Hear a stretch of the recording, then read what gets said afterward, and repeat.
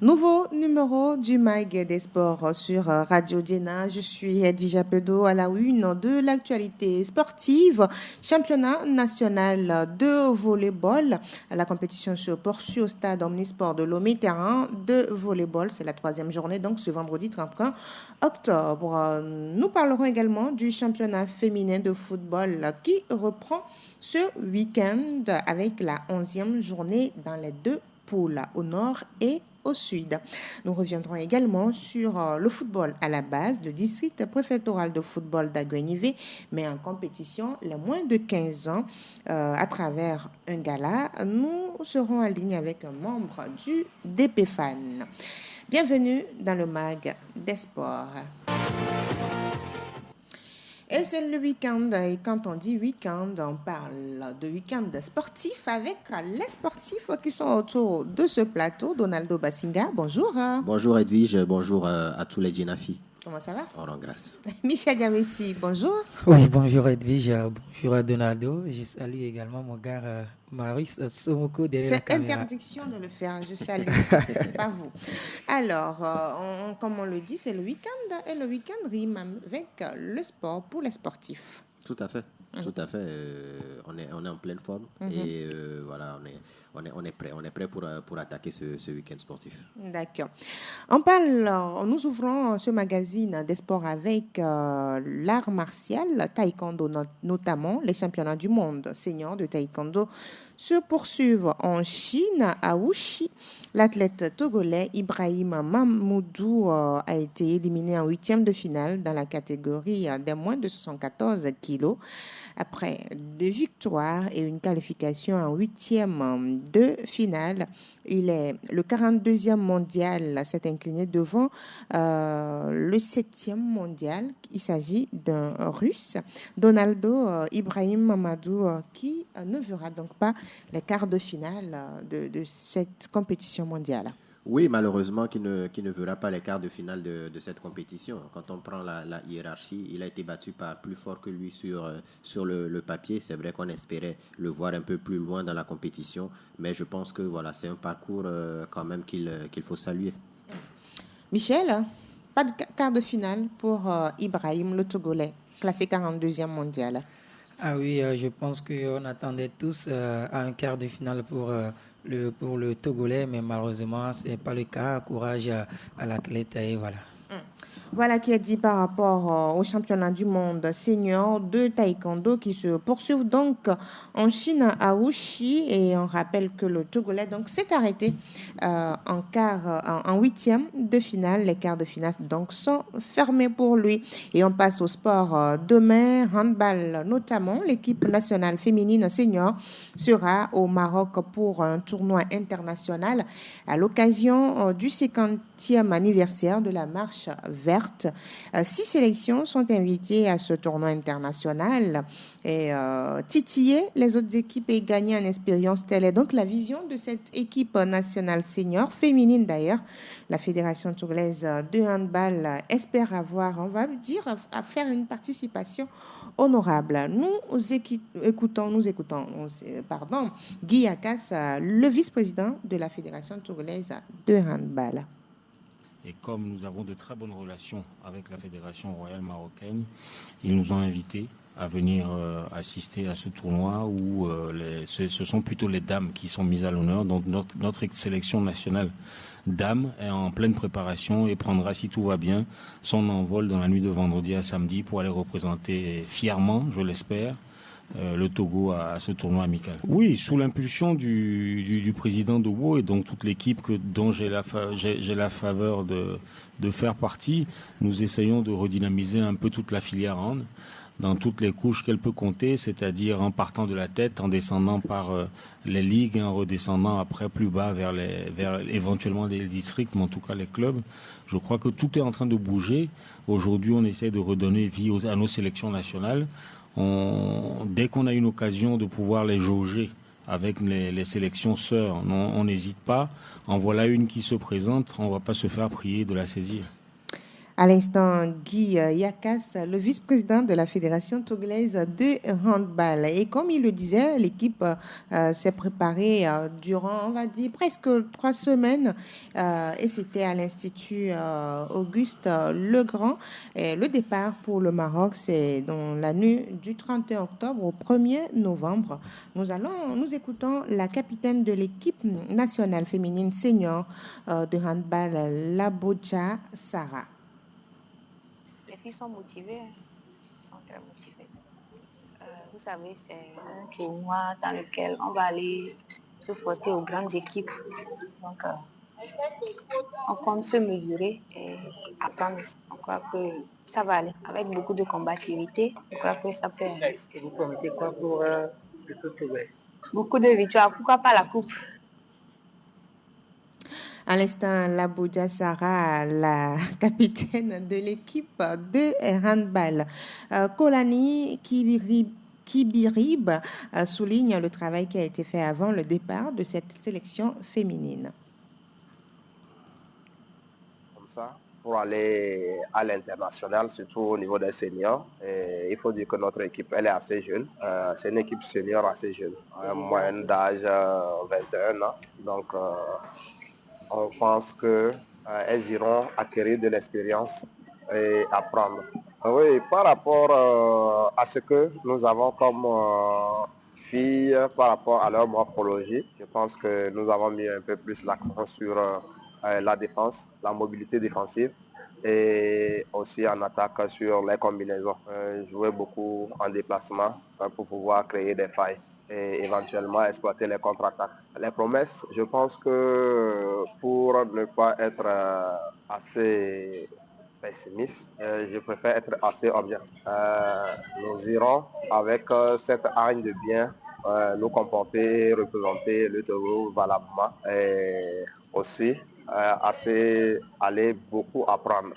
Depuis un certain temps, le Togo n'a plus eu une équipe senior dames assez compétitive. Donc, par rapport à la politique du bureau qui est là, nous avons déjà commencé avec les enfants à la formation à la base. Donc, vous allez voir qu'il y a beaucoup de jeunes filles qui ont déjà fait les Challenge Trophy des juniors. Donc, nous avons voulu prendre une ossature au niveau des juniors et renforcer avec.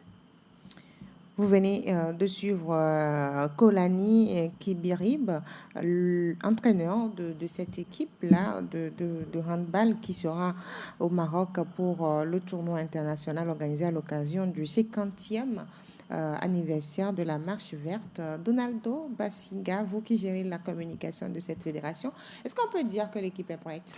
L'équipe est prête. Je pense que toute cette semaine, l'équipe s'est entraînée au centre Auguste Legrand et voilà, je pense qu'on a vu de la détermination. Comme le coach l'a souligné, c'est une équipe assez jeune pour une équipe senior. La moyenne d'âge est de 21 ans. Mais voilà, la fédération prépare l'avenir et donc voilà, je pense que c'est une très très bonne opportunité pour ces filles-là d'aller acquérir de l'expérience et voilà, c'est de bon augure. On a écouté la capitaine, elle est assez déterminée. Il y a de la qualité dans cette équipe-là et on espère qu'elle reviendra avec un bon résultat. Michel titillé les États-Unis, le Bénin, le Mali et d'autres pays, parce que 6 pays seront à cette compétition, c'est gagner en expérience, on va dire.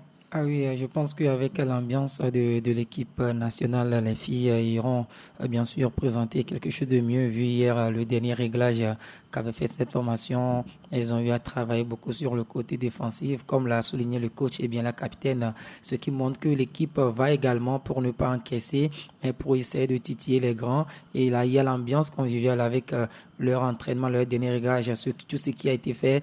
Les filles sont motivées également avec le coach, le travail qu'il a fait. Il compte également sur son travail. Donc, je pense que cette équipe de handball peut aller faire peut aller créer la surprise, puisque c'est une équipe, on peut dire, le Togo, les États-Unis, le Bénin, le Maroc, le Togo, c'est leur première participation à une telle compétition. Donc, je pense que les filles resteront dans leur corps et iront donc créer cette surprise sur la terre marocaine. Voilà, on va dire qu'il y avait une équipe du Togo qui était au deuxième jeu de la CNOA. Et même si le résultat n'était pas assez bon, maintenant une participation au Maroc, le handball revient. Le handball revient. Je pense que voilà, c'est l'objectif là de ce bureau-là, de faire revivre ce handball-là. Et voilà, les premiers responsables de la Fédération togolaise de handball étaient au chevet des filles. Au cours toute cette semaine-là, on a le président Auguste Dogbo qui était là, le vice-président également Guy Atas qui était là. Donc voilà, ça prouve que voilà, cette fédération-là veut vraiment, véritablement pousser ces filles et ces sélections-là et le handball togolais vers les sommets. Le volleyball, de son côté, est en championnat national depuis le 29 octobre du côté de cette discipline. Et ça fait des années que le volley n'est plus revenu et avec un championnat national. Mais cette fois-ci, c'est bon. Oui, ça fait plus de 10 ans, si je ne m'abuse. Ouais. Et ça fait beaucoup. Hein. Je pense que le fils de Michel peut-être a plus de 10 ans. Ça veut dire que ça fait longtemps. Ça fait longtemps et je pense que c'est bien. C'est bien de retrouver cette discipline-là, le volleyball. Et voilà, on espère justement que ça va se prolonger. Avant de continuer par parler du volleyball, on vous donnera un peu à la situation du côté de ce championnat qui s'achève ce 1er novembre. On passe au football puisque nous sommes en ligne avec le secrétaire général du district préfectoral de football d'Agbenivé. Je le disais tantôt, le district met en compétition les jeunes de moins de 15 ans à travers un gala. Monsieur le secrétaire général, Boukari Dinelou, bonjour. Bonjour Edwige. Alors, vous avez lancé, on va dire, un gala à l'intention des moins de 15 ans. Est-ce que vous pouvez nous parler de cette compétition? Effectivement, c'est un projet Gala U15 que nous avons initié. Quand je parle de projet, ça veut dire que ça ne va pas seulement s'arrêter aux 2 jours de compétition que nous sommes en train de vivre. Donc, nous avons actuellement 11 clubs que nous avons enregistrés par rapport à ce Gala projet que nous avons appelé. Donc, hier, nous avons joué au niveau des phases de poule, où nous avons dégagé 6 clubs. Et aujourd'hui, nous continuons avec les 6 clubs jusqu'à la phase finale. D'accord. Et donc, aujourd'hui, vous êtes avec les 6 clubs jusqu'à la phase finale. Ça sera aujourd'hui, ce vendredi 31, où il y aura encore une autre journée pour la grande finale? Non, nous allons achever tous les matchs aujourd'hui. On vient toujours de terminer les quarts de finale. D'accord. Juste le temps de donner quelques repos aux enfants et nous allons entamer la phase de demi-finale. D'accord. Et après, nous allons au match de classement et à la grande finale. D'accord. La compétition donc, qui s'achève ce 31 octobre. Quelles sont les équipes qui se sont démarquées sur les 11 au cours de ce gala? Bon, la particularité de ce gala, ce n'est pas de pouvoir de dégager une équipe compétitive en tant que telle. Comme je l'ai dit tout à l'heure, c'est un gala projet. Oui. Ici, nous sommes en train de voir l'évolution des acteurs, les joueurs et à la fois les encadreurs. Donc, c'est un gala de détection et à la fois un projet juste pour voir, depuis l'avènement du DPFAN, qu'est-ce que ça a donné au niveau de la base. Et qu'est-ce qu'il faut faire maintenant pour projeter maintenant nos activités au niveau de la saison sportive 2025-2026. Donc, jusqu'à la fin de ce gala projet, nous allons faire un rapport général de nos activités et maintenant voir au niveau de la saison 2025-2026, qu'est-ce qu'il y a lieu de faire au niveau de ce football à la base. D'accord. Alors, pourquoi avoir ciblé les moins de 15 ans? Bon, en fait, quand on prend les districts, par exemple, c'est le football à la base. Donc, nous devons faire jouer les enfants à la base. Et les faire progresser vers les seniors et autres. Nous avons compris qu'avec les rencontres ou bien les cours que nous organisons au niveau des seniors, ce n'est pas ce que nous cherchons. nous évoluons avec des personnes déjà très âgées. Et nous négligeons ce qui est normalement dévolu au district. Faire des activités à la base pour propulser maintenant l'émergence des jeunes vers l'élite. Donc, c'est ce que nous, au niveau du DPFAN, nous cherchons maintenant à corriger. La dernière fois, nous avons également organisé un tournoi, la Coupe du district, où nous avons mis la barre au niveau des U23. Ça a gêné certains corps, mais finalement, ils ont compris que nous devons faire le football à la base. Donc, ils ont adhéré à la politique du DPFAN et nous croyons qu'au niveau de la saison 2025-2026, tout va rentrer dans l'ordre au niveau de ces clubs. Et donc, si on comprend bien, le DPFAN préfère travailler sur, on va dire, les catégories jeunes pour préparer la relève, c'est ça? Effectivement. Et donc, après ce gala U20, qu'est-ce qui est prévu pour cette catégorie ou bien vous allez passer à une autre catégorie? Non, actuellement, après ce gala, nous avons déjà la Coupe du district qui va rentrer dans sa deuxième phase. Et nous allons continuer dans cette élan. Mais nous irons d'abord à l'AG le 8 novembre prochain avant de continuer avec la Coupe du district. L'Assemblée générale, c'est ordinaire ou extraordinaire? Non, c'est ordinaire, annuel. Et qu'est-ce qui sera fait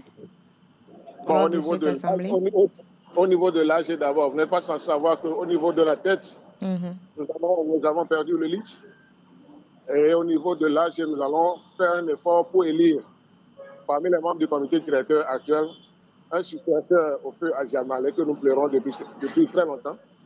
Nous allons trouver un successeur à ce dernier et reprendre les activités comme ça se doit. Je ne dis pas qu'on a fait quelque chose de mauvais par le passé, mais nous allons regarder les activités. Raison même pour laquelle nous avons cherché à démarrer encore à la base l'histoire, car rentrant dans la saison 2025-2026, on puisse booster l'élan au niveau de la jeunesse. D'accord. Alors, est-ce que vous avez un appel à lancer à l'endroit de ceux qui vous écoutent actuellement pour vous laisser partir? Merci d'abord pour l'écoute attentive que vous avez accordée au SDPFAN. Je dis merci également à tous nos partenaires qui sont en ligne. Merci également aux responsables des clubs qui ont eu à nous écouter tout au long de la saison 2024-2026 et 2024-2025. Nous les exhortons à être avec nous le 8 novembre prochain pour l'Assemblée générale ordinaire à Niamey. D'accord. Merci beaucoup à vous, monsieur le secrétaire général du district préfectoral de football d'Aguenivé. Merci beaucoup, et bien de choses à tous ceux qui sont avec vous sur le plateau. Merci. Je rappelle que nous étions en ligne avec Boukari Dinedou. Il est le secrétaire général du district préfectoral de football d'Aguenivé. On parlait à l'instant du football à la base à travers ce gala des moins de 15 ans organisé à l'endroit des différents clubs pour préparer la relève selon le secrétaire général, Donaldo. Oui, je pense que c'est une habitude du district préfectoral de football d'Aguenivé. Ce n'est pas la première compétition de jeunes que ce district a organisé cette année. Il y a eu déjà des galas de U15, U11, U13 et voilà, encore une fois, ils organisent ce gala-là où il y avait 11 équipes qui étaient au départ de la compétition.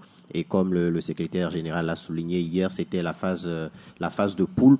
Voilà, au cours une phase pour dégager 6 équipes. Donc, il y avait la Jeunesse Ouara Sporting Club, AFA, l'association sportive Passion Foot, Clermont, AFOC, l'Union sportive de Demakoué qui se sont qualifiés justement pour ce second tour-là. Et donc, aujourd'hui, on va assister au dernier match de la compétition. Je pense que voilà, le football à la base, c'est très important parce que voilà, si on prend nos sélections actuelles, quand on prend les A, les B, les C, les D, les féminines, voilà, on sent que voilà, il y a du travail il y a un travail qui n'a pas été fait. Donc, je pense que le football à la base, c'est ce sur quoi il faut s'appuyer pour espérer avoir de meilleurs résultats à l'avenir. Voilà ce qui est dit, ce qu'on peut dire par rapport au gala U15 au niveau du district préfectoral de football d'Aguenivé. On revient au volleyball dont on parlait tout à l'heure avec le championnat national qui se poursuit ce 31 octobre sur les différents terrains, puisqu'il y a 3 terrains pour la compétition. Et donc, depuis cette matinée, les équipes sont déjà en action.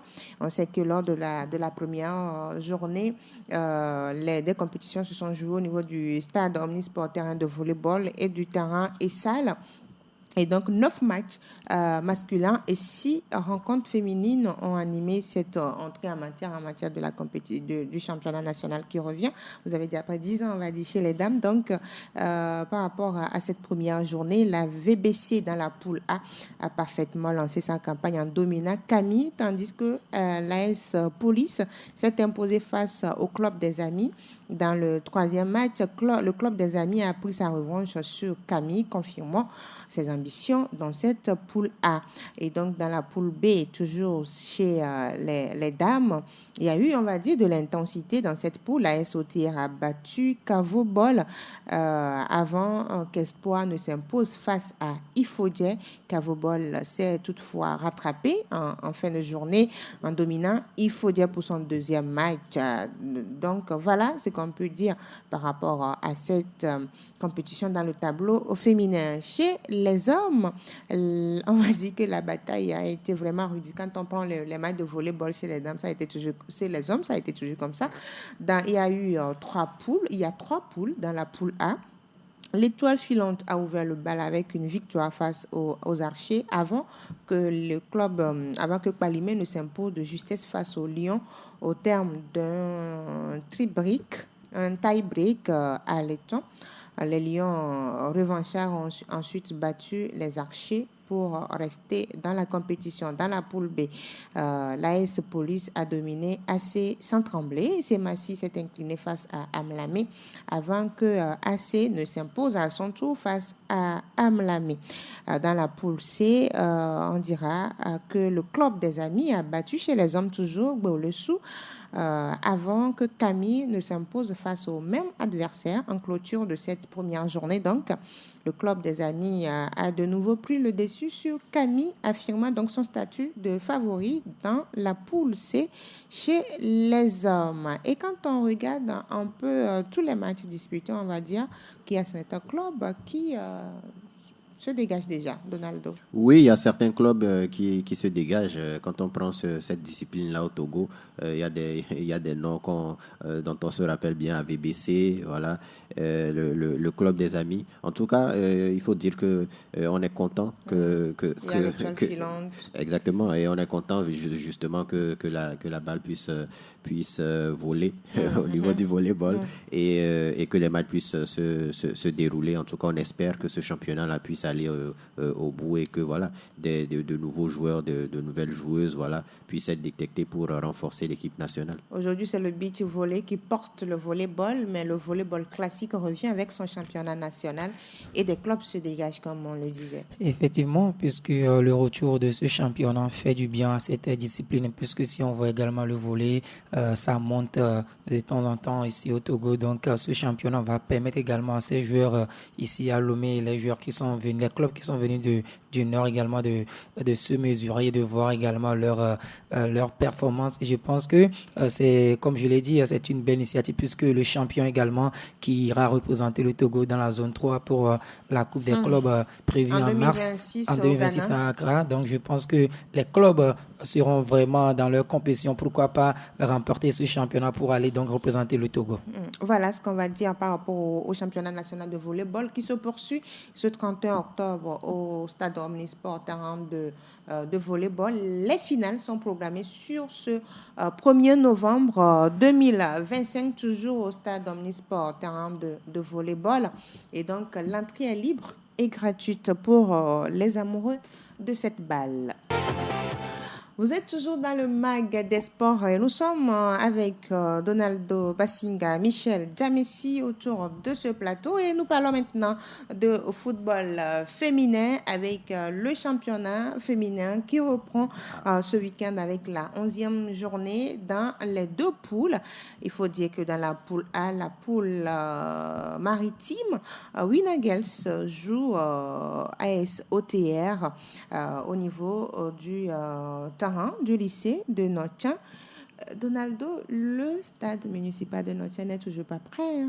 Parce que jouer des compétitions sur le terrain du lycée de Notchan, ça veut dire alors qu'il y a une infrastructure en construction bien construite, ça pose un réel problème. Oui, on se pose des questions. C'est dommage, hein, c'est dommage. Mais est-ce que c'est parce que c'est le championnat féminin? Je sais pas, le terrain, normalement, devait est-ce être prêt. que Ange a joué sur ce terrain? Ange n'a pas véritablement. On se pose des questions, en tout cas. On se pose véritablement des questions. Parce qu'il y avait un problème en rapport avec la pelouse synthétique. Justement. Et qui ne répondait pas aux normes. Justement, je pense que c'est un gâchis. Je pense que c'est un gâchis parce que c'est une infrastructure qui peut servir véritablement au club, même de première division masculine. Donc, voilà, on ne peut pas se permettre de mettre en jachère ce chantier-là. Je pense pas. Je pense qu'il y a un travail qui a commencé, il faut juste le terminer et ça ne peut que profiter justement aux équipes. On va dire que la 11e journée se joue ce dimanche 2 novembre 2025 et donc, comme on le disait, Winagel se croise à SOTA sur le terrain du lycée de Notia. L'OTA qui se déplace à Notia. Michel. Ah oui, c'est un match que je dirais donc que le score peut-être connu avant le début, puisque Winagel c'est le dernier du groupe, la SOTR c'est bien le leader. Mais on donc, parle de foot, hein?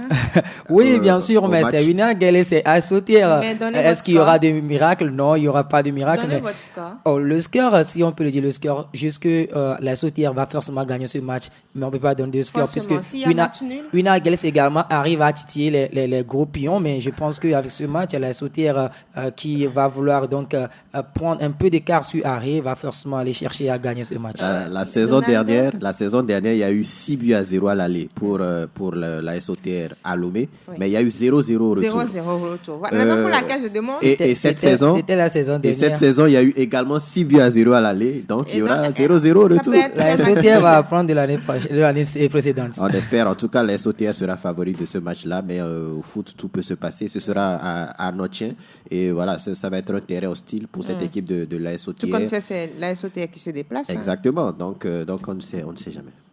Voilà, AC Barracuda qui reçoit l'Entente 2 au stade de la JCA d'Aguenivé à 15h. Ce sera également un duel à Lomé. Ah oui, là, c'est Barracuda avec la série de nuls, avec 9 matchs nuls et bien 8 matchs nuls et bien une victoire. Je pense que la journée précédente, c'était encore un match nul. Elles seront face à la formation d'Attente 2. C'est une équipe également qui, je dirais... Qui ne rassure pas cette saison. Oui, vraiment, qui ne rassure pas cette saison. Contrairement à ce qui a été fait la saison écoulée, puisqu'on a vu cette formation a été accrochée par Winagel qui n'était pas dans sa forme. Donc, je pense que ce match sera serré si jamais Attente 2 ne fait pas attention. La Barracuda pourra donc décrocher sa deuxième victoire. L'autre match à surveiller dans la poule A en rapport avec ce championnat féminin de football, c'est Atleta Arrêt au municipal de Lomé. Donaldo. Oui, Atleta Arrêt, ça va être un bon match entre le 5e et le 6e. Deux équipes qui cette saison n'ont pas véritablement décollé, qui tâtonnent véritablement. Voilà, il n'y a qu'un point d'écart entre ces deux équipes-là. Et au match aller, c'est Arrêt qui l'avait emporté 1-0. Voilà, ce match sera serré encore une fois. Et je pense que c'est la dernière chance pour les deux équipes. Si elles veulent véritablement accrocher les playoffs, ce n'est pas encore impossible, mais il faut commencer à gagner les matchs pour ces deux équipes-là. Dans la poule B, Fouadan et FC jouent Unisport de Sokodé et la rencontre est programmée au niveau du séminaire des aînés à 15h. Doumbé de Mango croise sur le terrain de Arion à 15h. C'est Massi de Sokodé, c'est Massi aussi qui ne rassure pas cette saison. Ah oui, bien sûr, c'est Massi. L'autre fois, on a vu le match face à la formation de la SCO féminine. C'était l'ancien Gazelle, non? Tout à fait. Alors que les Gazelles étaient en forme. Étaient en forme, voilà, mais c'est Massi cette saison. Je pense que du côté du Nord également, ça balance. Des fois, on fait un match, des fois, on gagne. Sauf à SCO, qui est rassurant également. Koroki également, qui vient également dans la Nord. Mais si on parle de Semassi aujourd'hui, Semassi a perdu également sa performance. Et ce match, je pense que ce sera un match à disputer. Doumbé également qui est toujours dernier comme Winagel ici au sud. Ce sera un peu compliqué pour les filles de Mango. Ouais. Donaldo? Il n'y a qu'un point d'écart entre les deux équipes, donc Voilà. qui n'ont plus rien à jouer de toute façon, parce que bon, de toute façon, il y a pas d'équipe qui vont descendre. Donc, il y a pas d'équipe comme Grégoire l'a dit, il y a pas de championnat de première division. Voilà. Donc, je pense que s'il y avait justement cet enjeu-là des équipes qui vont descendre, ce match allait être beaucoup plus intéressant. Voilà. Parce que c'est Massi à 3 points. Justement, c'est Massi à 3 points, Doumbé à 2 points. Donc, voilà, ça va être un match. C'est catastrophique.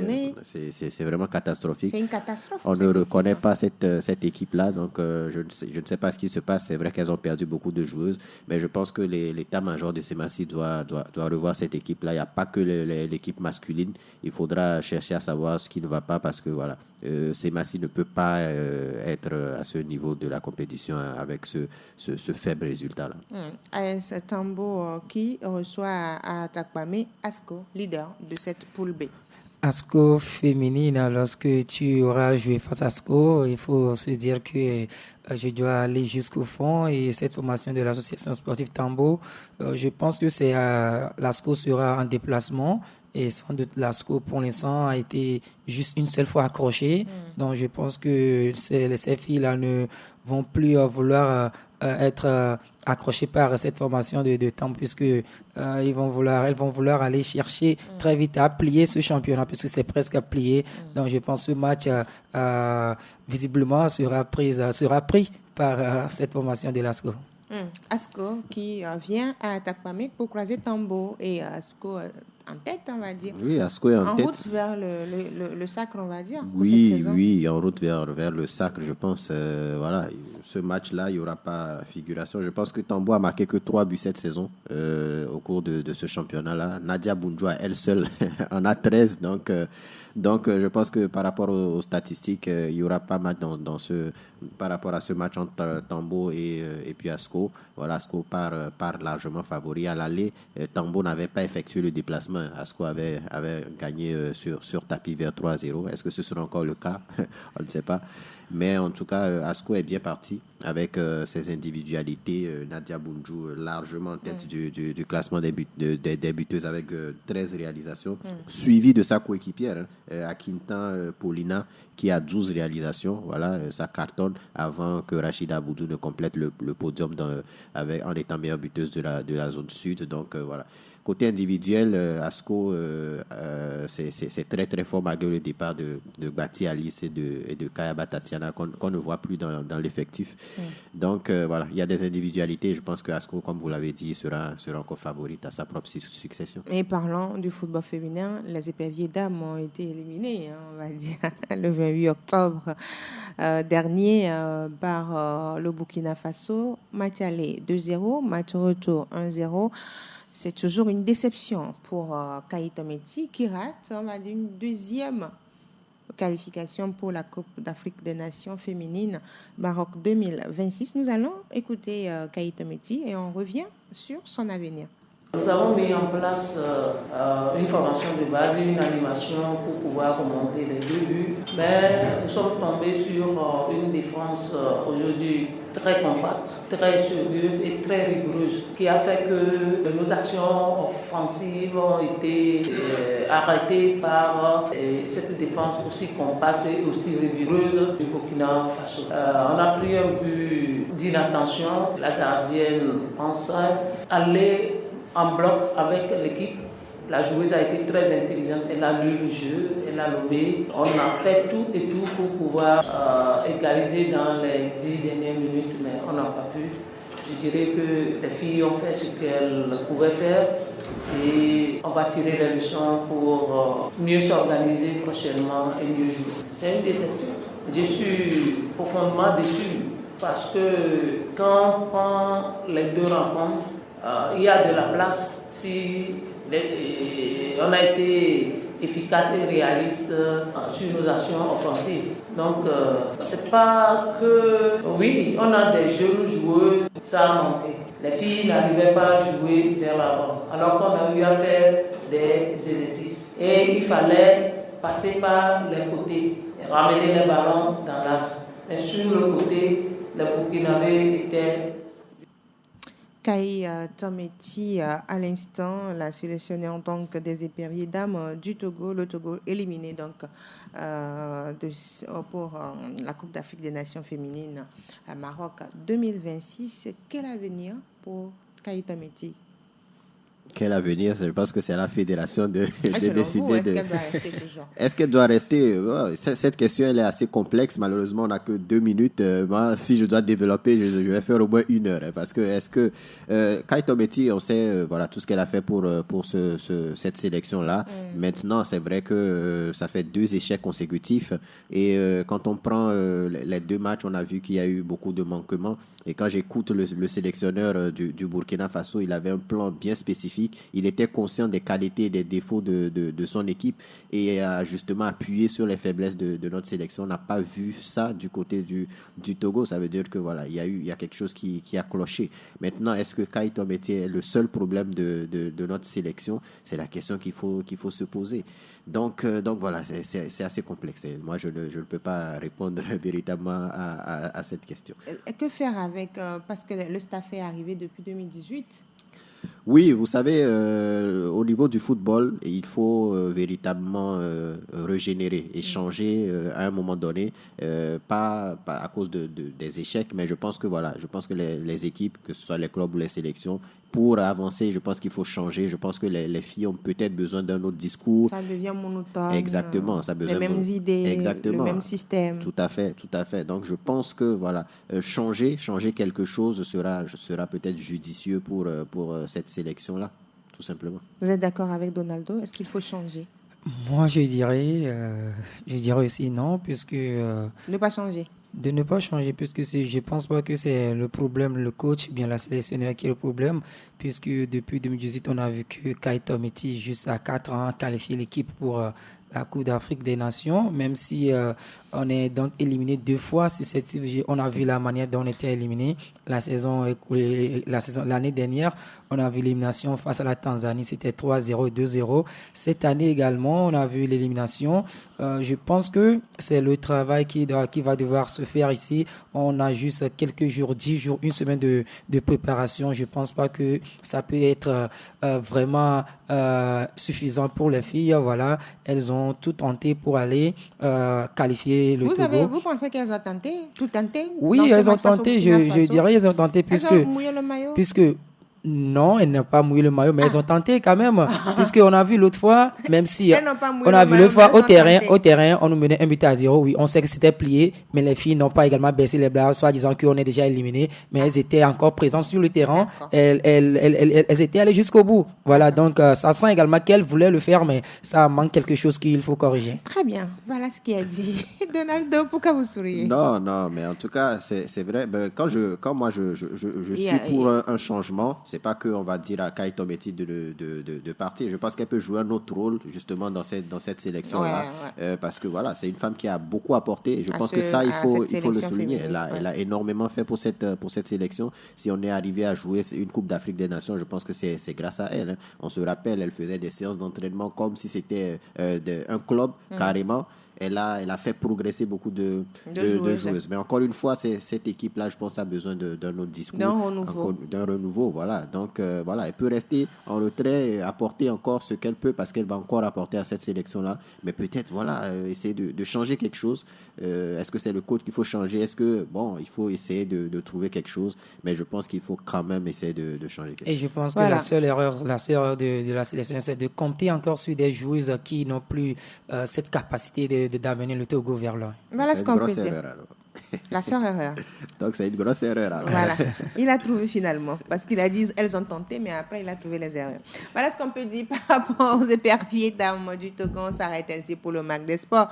Merci à vous, chers sportifs, de nous avoir suivis. Merci Michel Diamessi. Merci. Merci Donaldo Bassinga. Merci. On se donne rendez-vous lundi à partir de 10h TU, heure du Togo, pour d'autres actualités sportives. D'ici là, portez-vous bien et rendez-vous à 18h TU pour le magazine de l'actualité togolaise Actu Togo. Bye bye.